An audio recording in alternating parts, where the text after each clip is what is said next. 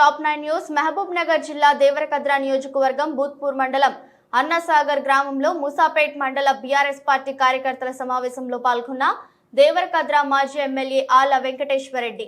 ఆల మాట్లాడుతూ ఎమ్మెల్యేగా మీకు లేకున్నా అలన్నగా మీకు అండగా ఉంటా. గ్రామాలలో సర్పంచ్లు ఎంపీటీసీలు బీఆర్ఎస్ పార్టీ వాళ్లే ఉన్నారు. ఎంపీపీలు జడ్పీటీసీలు బీఆర్ఎస్ వాళ్లే ఉన్నారు. కార్యకర్తలకు ఎల్లవేళలా అండగా ఉంటా. నాయకులు కార్యకర్తలు సమన్వయంగా ఉండి పనిచేయాలి. ఒక ఎమ్మెల్యే పదవి తప్ప అన్ని పదవులు మనమే ఉన్నాం. రానున్న ఎన్నికల్లో బీఆర్ఎస్ పార్టీ అభ్యర్థులను గెలిపించుకోవాలి. పదవి లేకపోవచ్చు నాకు, కానీ ఆళ్ల వెంకటేశ్వరరెడ్డి అనే వ్యక్తి మీ మధ్యనే కేసీఆర్ గారి నాయకత్వంలో ఉంటారు.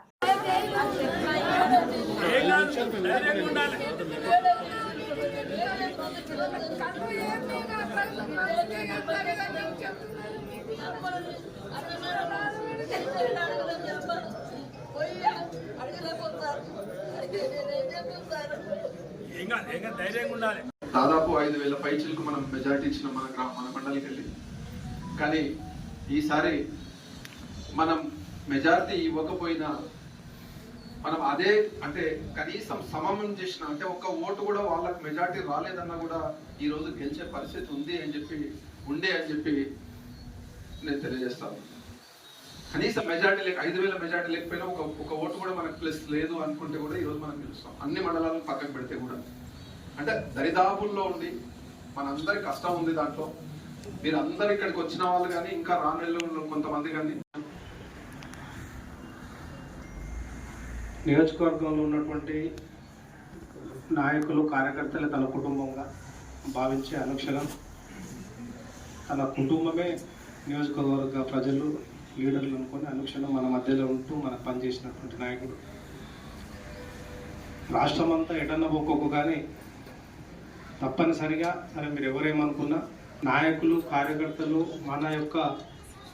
మన మధ్యలో ఐక్యత లేకపోవడం, ఈ కారణం చేతనే మంచి నాయకుల్ని మనం ఈరోజు, ఎందుకంటే సమాజమే క్షమించదు.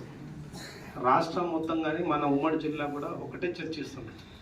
ఈ నియోజకవర్గంలో ఉన్న లీడర్లు కానీ ప్రజలు కానీ ఎంత తప్పు చేసిండ్రు, ఎంత మోసం చేసిండ్రు అంటే ఇట్లాంటి మంచి నాయకుల్ని కూడా మనం వెన్నుపోటు పొడుస్తామా అనేటువంటి.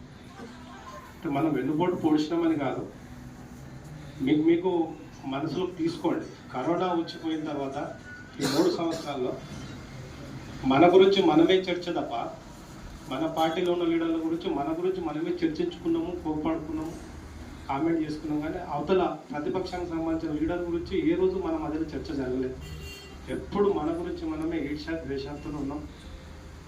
అవి చివరికి సరి చేసుకుందామని పోతే కూడా సరి చేసుకోలేనంత గ్యాపులు పెరిగినాయి మనలో. ఈ మీటింగ్ ముఖ్య ఉద్దేశం ఏంటంటే ఇంతవరకు చాలామంది అన్ని మాట్లాడారు. అయిపోయే దాని గురించి మనం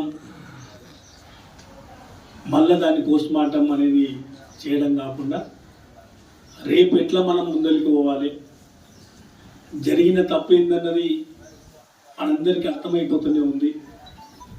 ఈరోజు మన నియోజకవర్గమే కాకుండా ఒక జిల్లానే కాకుండా రాష్ట్రంలోనే అరే ఈ కాన్స్టిట్యున్సీలు ఎట్లా ఓడిపోయారు అనే చర్చ గత నెల రోజులుగా నడుస్తూ ఉంది. అంటే అతి తక్కువ దగ్గర వరకు వచ్చి పోవడం అనేది మీకు బాధ ఉంది, మాకు బాధ ఉంది, పెద్ద సార్లు కూడా చాలా బాధ ఉంది.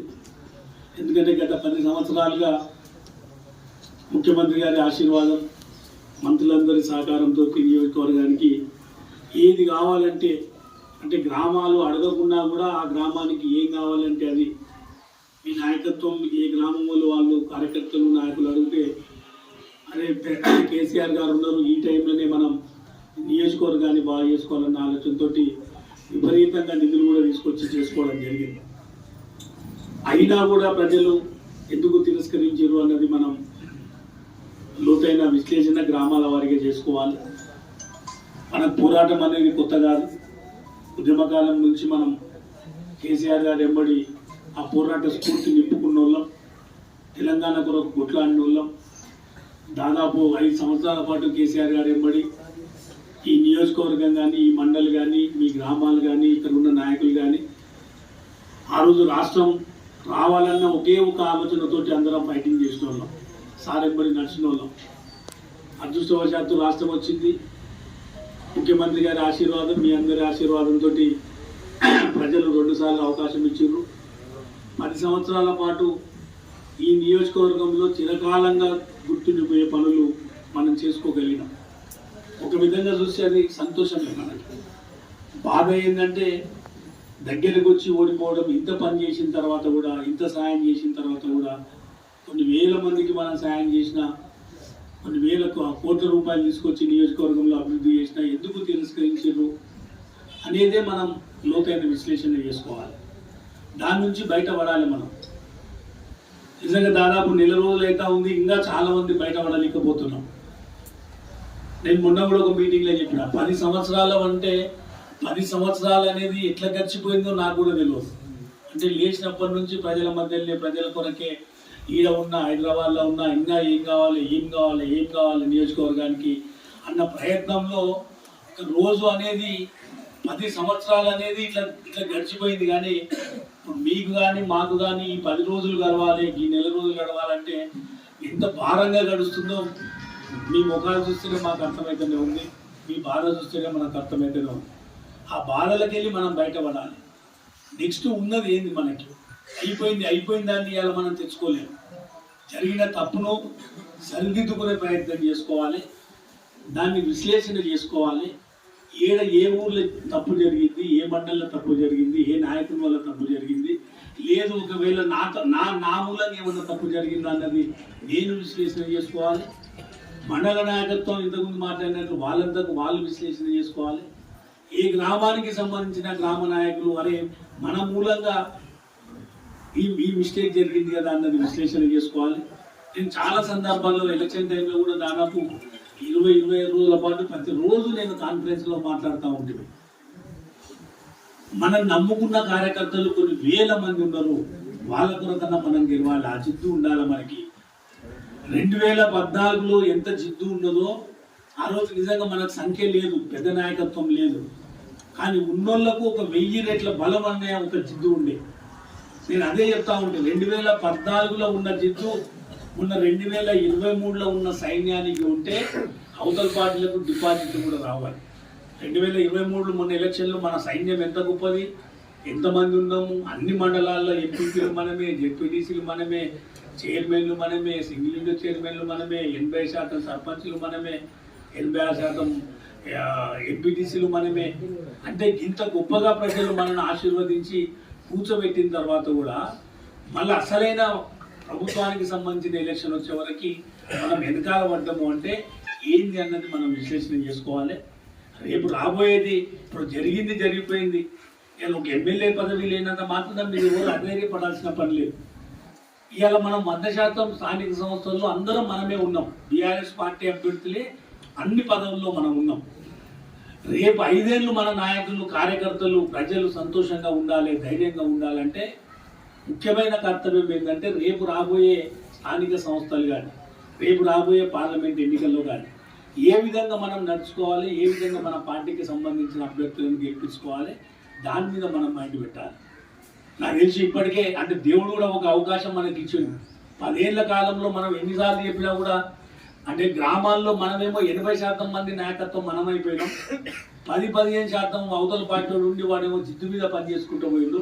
మనం 100 మంది ఉండి మనమే గెలుస్తున్నాంలే అని ఒక నిర్లిప్తతోటి వాడు చేసిన దాంట్లో మనం అంత గొప్పగా ప్రచారం చేయలేకపోవడమే ఇవాళ నిజంగా ఒక కారణం కూడా.